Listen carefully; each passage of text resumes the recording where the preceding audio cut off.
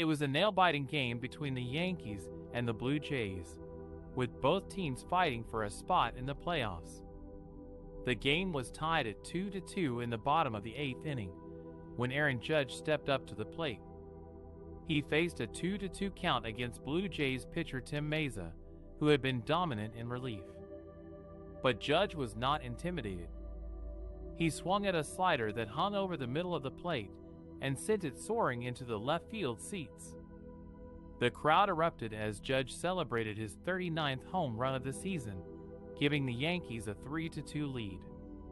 The homer was also Judge's 100th RBI of the year, making him the first Yankee to reach that milestone since 2017.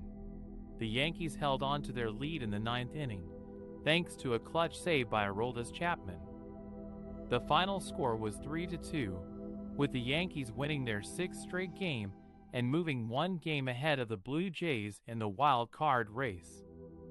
It was a bitter homer for the Blue Jays, who had hoped to sweep the Yankees and gain an edge in the standings. But it was a sweet homer for Judge, who proved once again why he is one of the best hitters in baseball. The Yankees and the Blue Jays are in a tight race for the second wild card spot in the American League. As of May 17, 2023, the Yankees are half a game ahead of the Blue Jays, with a record of 25-19 and a .568 winning percentage. The Blue Jays are 24-18 with a .571 winning percentage, but they have played one fewer game than the Yankees. The two teams have faced each other 9 times so far this season, with the Yankees winning 6 and the Blue Jays winning 3. The most recent series was a 3-game set at Rogers Center in Toronto, where the Yankees took 2 out of 3. The highlight of the series was Aaron Judge's tie-breaking 2-run homer in the 7th inning of the second game, which broke a large maple leaf attached to the front of the Rogers Center's restaurant. The Yankees won the game 6-3, despite losing pitcher Domingo German to an ejection for sticky stuff on his glove.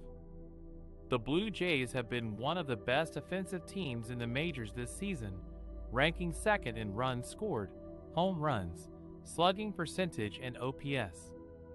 They have a balanced lineup that features 4 players with double-digit homers: Vladimir Guerrero Jr., Bo Bichette, Teoscar Hernandez, and Marcus Semien. Guerrero Jr. is having an MVP-caliber season, leading the majors in batting average, .368, on-base percentage, .462, slugging percentage, .731, and OPS, 1.193. He also has 16 homers and 41 RBIs. The Yankees have been more reliant on their pitching than their hitting this season, ranking 4th in ERA, WHIP, and opponents' batting average. They have a dominant bullpen that features Aroldis Chapman, Chad Green, and Jonathan Loaisiga, who have combined for 15 saves and a 1.66 ERA. Their rotation has been led by Garrett Cole, who is 6-1 with a 2.12 ERA and 87 strikeouts in 63.2 innings.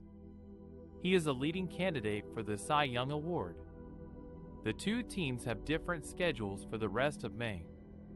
The Yankees have a tougher slate, facing the Rays, White Sox, and Red Sox, who are all above .500 and contending for playoff spots. The Blue Jays have an easier schedule, facing the Orioles, Phillies, and Indians, who are all below .500 and struggling to stay relevant.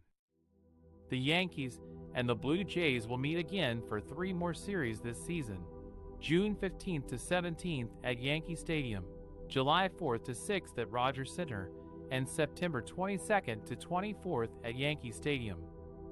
These games could be crucial for determining who makes the postseason and who misses out. Based on their current standings and schedules, both teams have a good chance of making the playoffs, but they will have to compete with each other and other teams like the Red Sox, Rays, and White Sox for the wild card spots.